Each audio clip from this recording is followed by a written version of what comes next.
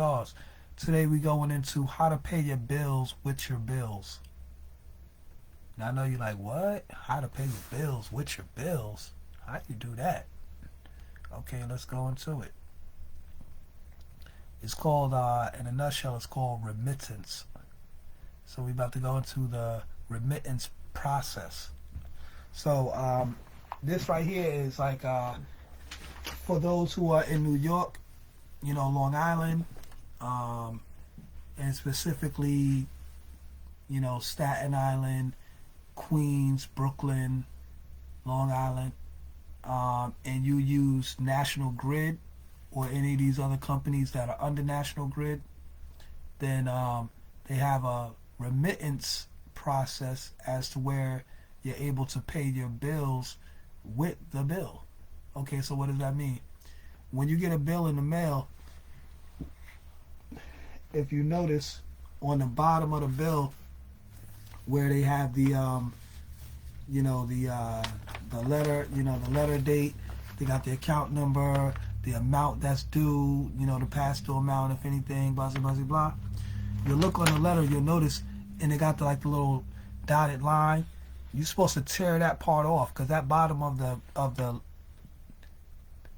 bill or letter is a check. And if you look on it, it'll say remit to, like right above the name of the company or the address of the company. It'll say remit to. So you'll usually see the letter date, the account number, the security code, total amount paid, past amount, past due amount, the payment date. It says the enclosed amount, which will be the total of the total amount to be paid and the past due amount. And then it says remit to. This specifically, what I'm looking at right now, is a cable bill. So it says Spectrum, the P.O. box, blah, blah, blah, the address. So what you're going to do, on some forms, you may have to write pay to the order of, and then it'll be like, pointing to the address.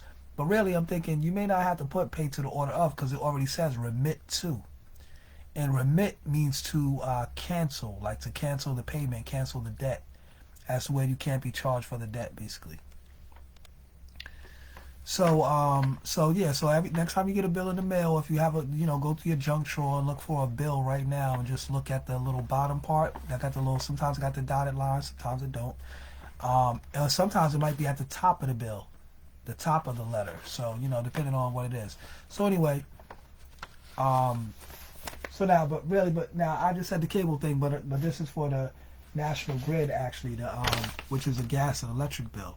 So on this one, they have it on like the top portion of the bill. You'll see the dotted line, and then the check part is on the top portion of the letter. So anyway, let's get into the breakdown. Let me give you the technical information on it, right? So it says processing payments to National Grid. Section overview and policies.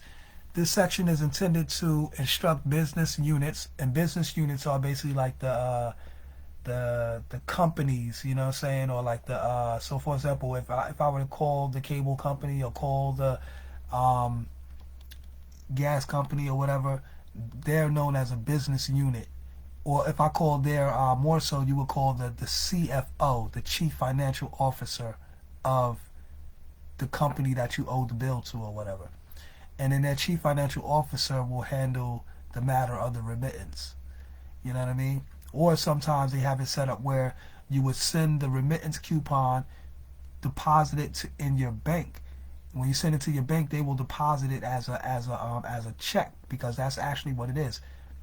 So that's why I say pay your bills with your bills, because the bill they send you in the mail is actually a check, but you got to know how to turn it into a check. Some say turn it into a check by writing a pay to the order of, and then you write the amount out in writing. But technically, like I said, that information is already on the thing. So, but if you want to do that just for, just be on the safe side, hey, it doesn't hurt. But and let me put a disclaimer out there. This is not legal advice. This is all public information for educational and entertainment purposes only. If you're seeking legal advice, you can, seek a lawyer and still be advised, like the brother Tazi Doc tells us. So let's continue, right? So this section is intended to instruct business units on how to process payments to National Grid. Please note that business units may make payments to National Grid for both utility and non-utility services. So, consistent with Section 5B, unique invoice number requirements, and Section 5.C, selecting the appropriate vendor and addressing sequences. And I'm going to go in that in the next video. So I don't want to make this video too long because I know y'all don't be listening too long. But anyway, so I'm going to try to shorten these videos up. Of this chapter, business units, well, if you want to learn how to pay your bills with your bills and stop paying bills with your cash for the rest of your life, then I think you'll listen to this whole video. I think this is very important. I think this is worth your attention span. You know what I'm saying? But anyway, business units must assign a unique invoice number for each voucher and must select the correct vendor ID and address sequence when processing payments to vendors. So in other words, when you call up the vendor, they're going to ask for the sequence number. You're going to tell them the sequence number of your particular borough or, county you're in or whatever, because they got different sequence numbers, and they're going to enter those sequence numbers in order to verify or make the payment. You know what I mean? So it says process and document preparation, utility payments. National Grid is a provider of electric and gas services. So if you want to pay your electric bill and your gas bill, this is how, y'all, without paying with cash out of your pocket that you work hard for. National Grid is a provider of electric and gas services in New York State. To provide these services, National Grid has acquired Brooklyn Union Gas Company, Keyspan Gas East Corporation, and Niagara Mohawk. These companies are now known as National Grid companies. So they're basically subsidiaries under the umbrella of National Grid. Since the acquisitions, all billing services are provided by National Grid for all New York State service territories, including upstate, previously Niagara Mohawk, Brooklyn, Queens, Staten Island, previously Brooklyn Union Gas Company, and Long Island, previously Keyspan Gas East Corporation.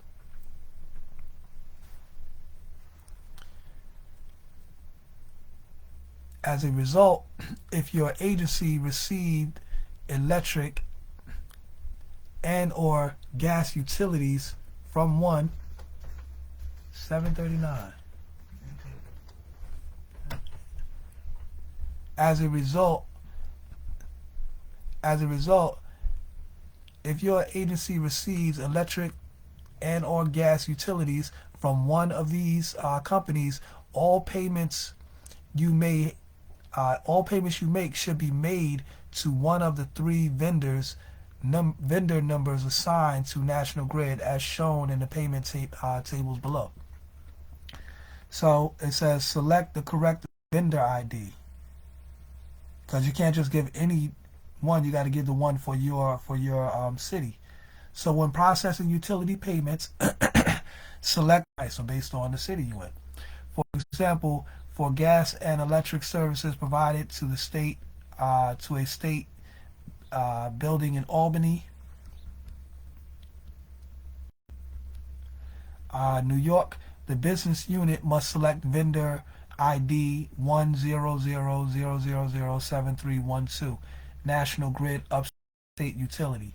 So that's the vendor ID for upstate New York, right? So 2, select the correct address sequence. You got to select the correct address sequence. And if you look right here, I'm gonna just get a little cheat real fast. This is what they're breaking down right here. See the U.S. address sequence number. In this case, they just put 1 or 2. and then remit to address. Remember when you look on the bill, it's going to say remit to, and then it's going to have the address below. So this right here, remit to, and then this is the address for Newark.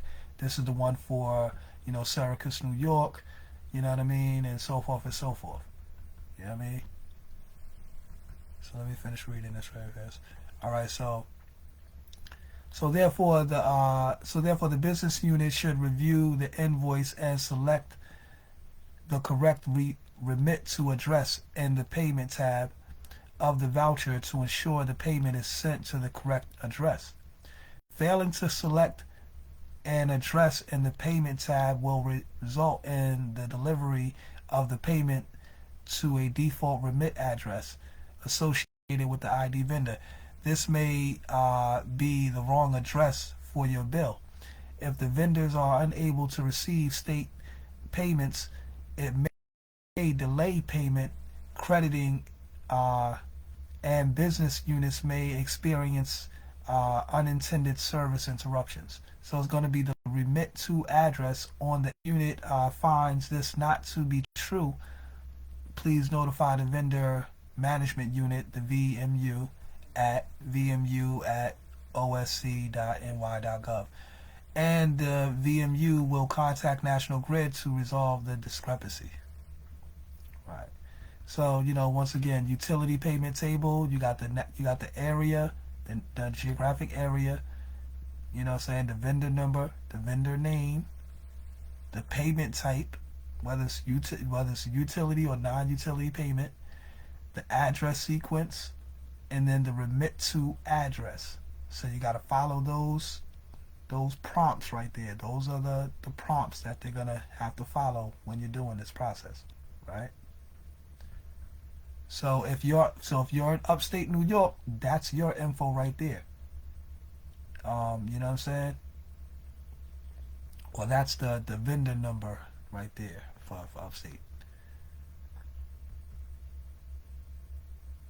And I guess that's for okay, well no, their address, the remit to address is in New Jersey, okay, or Syracuse for the heap. Okay. So now you got for Brooklyn Brooklyn, Queens, and Staten Island, the vendor number is 10000005525. The vendor name is National Grid NYC Utility. The payment type is a utility, because you know National Grid Electric and Gas is utility. The address sequence is 2, and then the remit to address is right here, P.O. Box 11741, Newark, New Jersey. So that's basically where you're going to send the remittance coupon. You're going to send that to this address right here, to New York. To P.O. Box blah blah blah, Newark, New Jersey. That's what you're going to send that to. So now going out. So now if you're in Long Island, shout out to Long Island, aka Lord's Island. You know what I'm saying? So my people in Long Island, you would use the Geographic Service Area, Long Island. The vendor number is 10000005962. The vendor name, National Grid, Long Island Utility. Payment type, utility, heap. Address sequence 2. Remit address, they got one in Hicksville, another one in Hicksville, and another one in Syracuse. So you see the addresses right here. These are the addresses based upon your you know, whichever one is convenient for you, I guess. You know what I'm saying? And the address sequence for these is 2, 3, and 4. So for Hicksville is 2, 3 for the other one in Hicksville, and 4 for this address in Syracuse. So you're going to apply the address sequence number with the remit address. You know what I'm saying? So 3 units, excuse me, in order for National Grid to properly credit business units' utility accounts, business units must never in the invoice number field, must enter in the invoice number field their 10-digit account number, followed by the 2-digit month, 2-digit day, and 2-digit year of the invoice ending service date. So in other words, for example, for instance, if the business unit needs to pay an invoice for services rendered during June 11th, 2012, June 10, 2012, or through June 10, pardon, June 11th, 2012 through through July 10th, 2012, because that's the month of the payment. For an account number 01234567889, the account payable, the accounts payable employee should enter 01234567889 followed by 071012. Those are the 2-digit month, day, and year for July 10th, 2012. So it'll be 012345789 followed by 071012. See these last 5 numbers? That's the month, day 01234567889, and then attached to that they're gonna attach the date with that. So in the invoice number field on the voucher. So the voucher is basically the coupon, you know what I'm saying, the remittance coupon, which is your bill that you get in the mail. Or no, part of self, which is when the business units are doing the payment for you, that's the info they're gonna fill out in their stuff, what they do. But you just have this table here with you when you're ready to do your thing, or just have it in Queens or I'm in Staten Island. Okay, what's the vendor name? National Grid NYC Utility. Okay, great. What payment type? Utility. Then they're gonna be like, okay, well, what's the address sequence? You say 2. And what is the address that it's being remitted to? P.O. Box 11741, Newark, New Jersey. Oh, okay, great. Yes, I'm gonna process that right now. Everything should be good. Okay, thank you. Yes, thank you for your help. Have a nice day. Bam, and you're done. You just paid your bills with your bills. You know what I'm saying? Like, facts. Now I could show y'all some videos of this, like, actually in action. You know what I'm saying? And I'll give y'all some links. Matter of fact, I'll put some links in the description where y'all can see videos of people actually calling this in, and you seeing it actually be done. You know what I'm saying? So and when I do mine, I'm gonna put my show and prove post up there. But you know what I'm saying? So I'm just sharing the information with the people, so y'all could use this for yourselves. Take advantage of the information if you so choose. So all right, all right. So let me end this up, in this video, so I can get into the next one. All right. So business units should use digits only in their invoice field. National Grid will return payments that have invoice numbers that include spaces, letters, or characters such as dashes or asterisks. Non-utility payments. Okay, so how do you handle non-utility payments? It says National Grid is also a provider of non-utility services in New York State and general infrastructure. When possessing non-utility payments, business below. So business units should select the appropriate vendor ID based on the remit to address provided on the National Grid invoice. So this is the chart for non-utility payments. You know what I'm saying? So you're gonna, same thing. You're gonna get, what the heck?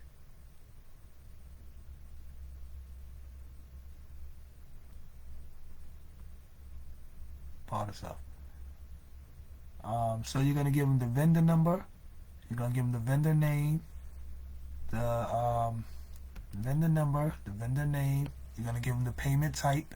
You're gonna give them the address sequence, You're gonna give them the remit to address. So you know what I mean. It's the same thing. They just got different numbers for the non-utility payments. But you're gonna. All right. So yeah, fellas, man, and you know, this is for the men and the women. You know, what I'm saying if you're single moms out there, whatever, struggling with the kids, and you're trying to pay the bills, this is gonna help you out a whole lot. Fellas, if you're a single man, you trying to get with a woman, and she like, can you pay my bills, my telephone bills, my automobiles? Hell yeah, I can pay all that shit for you, shorty. Let me show you about this remittance. Let me show you this remittance process. Matter of fact, don't even show her. Just keep it to yourself so she always needs you. On some real shit. Because, you know, when people feel they don't need you no more, you know what I'm saying? But anyway. So, you know, and this is how you know, regain your power too and save your money up, man, because people are getting robbed. So, generally, let's continue. Generally, business units should not use the following vendor IDs to pay National Grid for utility or non-utility services unless there is a specific business need in general contract or as directed by the vendor. All right, so here these are vendor ID numbers and vendor names. So you got National Grid, Keyspan, non-utility. If you're doing a non-utility for Keyspan, then that's how you would fill that out.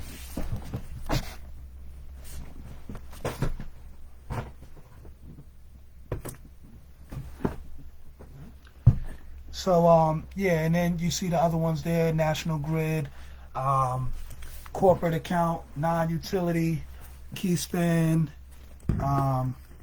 Glenwood, Energy Center LLC. You know, you see the rest of them there. And these are the vendor numbers for those companies. So if any of these companies are the companies that you pay your gas or electric bill to, these are the vendor numbers to make the remittance payments. You know what I'm saying? All of these right here, these are the vendor numbers that you use. So basically you just contacting them, giving them the vendor number, giving them all the information they need. They put that information in and they process your payment. Period. So it says business units must select the correct address sequence. Correct. Oh yeah. So in other words, if you ain't got the right number, they ain't gonna process it. You know what I'm saying? That's basically what that's saying. You know what I'm saying? You gotta have a proper number. So those are the numbers right there. You know what I'm saying? And that's how you do that right there. So I'm going to end that one off right there before we get into the invoice number requirements. And, you know, matter of fact, I'm going to just go like this real slow. So if y'all want to screenshot that, if y'all want to pause it and read it, y'all can do that. You know what I'm saying? So, yeah, so, you know. You know, I'm going to do another video because, you know, we'll break this stuff down. But basically, I just gave y'all the basic general gist of it, though. You know what I'm saying? You follow that process of these things on that table there. You know what I'm saying? Your area, your vendor number, vendor name, payment type, address sequence number, and the remit to address. On that note, y'all, I just showed you how to pay your bills with your bills because your bill is actually a check. And, yeah. I'm going to see y'all in the next one, y'all. Peace.